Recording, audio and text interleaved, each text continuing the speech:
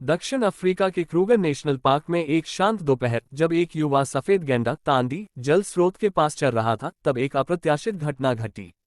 तांदी ने गलती से एक अफ्रीकी मधुमक्खी के छत्ते को परेशान कर दिया, जिससे हजारों आक्रामक मधुमक्खियां अचानक उसकी ओर झपट पड़ीं।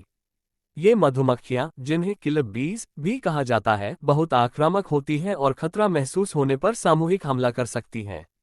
गैंडे की मोटी चमड़ी आमतौर पर उसे बाहरी हमलों से बचाती है, लेकिन उसकी आंखें, कान और नथुने नाजुक होते हैं। जैसे ही मधुमक्खियों ने इन संवेदनशील हिस्सों पर हमला किया, तांदी दर्द से बुरी तरह तड़पने लगी। घबराहट में उसने तेजी से भागना शुरू कर दिया, लेकिन मधुमक्खियों का झुंड उसका पीछा करता रहा। इस खौफनाक नज़ारे को कुछ सफारी पर्यटकों और पार्क रेंजरों ने देखा, जिन्होंने तुरंत संरक्षण दल को सूचना दी। बचाव अभियान की शुरुआत। जानवरों के बचाव विशेषज्ञ डॉक्टर सारा नकोसी के नेतृत्व में एक टीम तुरंत मौके पर पहुंची। तांदी की हालत चिंताजनक थी, वह सांस लेने में कठिनाई महसूस कर रही थी, उसकी आंखें सूज गई थीं और वह पूरी तरह से नियंत्रण खो चुकी थी। टीम को जल्द ही कुछ करना था, नहीं तो मधुमक्खियों का डंक उसकी जान ले सकता था। पहला कदम, मधुमक्खियों को हटाना। रेंजरों ने धुएं का उपयोग करके मधुमक्खियों को भगाने की रणनीति अपनाई। धुआं मधुमक्खियों की संचार प्रणाली को बाधित करता है और उन्हें भागने के लिए मजबूर करता है। इसके साथ ही टीम ने कुछ दूरी पर फ्लेयर छोड़े ताकि मधुमक्खियां बिखर जाएं और गैंडे से दूर चली जाएं। दूसरा कदम, गैंडे को बेहोश करना।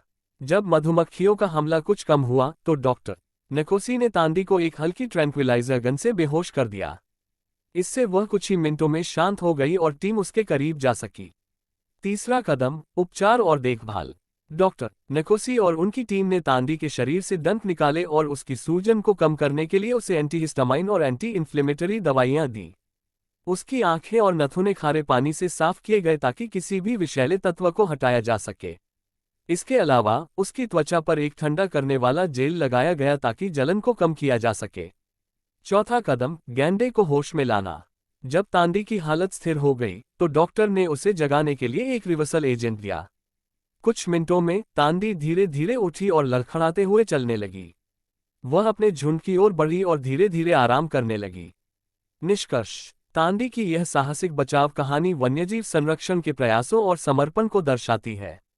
उसकी जान बचाने के लिए समय पर उठाए गए कदमों ने साबित किया कि सही रणनीति और प्रयासों से संकट में फंसे जानवरों को बचाया जा सकता है। कुछ दिनों बाद तांदी अपने झुंड के साथ देखी गई और पूरी तरह स्वस्थ थी। ये रोमांचक घटना वन्यजीवों की सुरक्षा के महत्व को दर्शाती है और इस बात पर जोर देती है कि हमें जंगल और उसके जीवों की रक्षा के लिए सतर्क रहना चाहिए।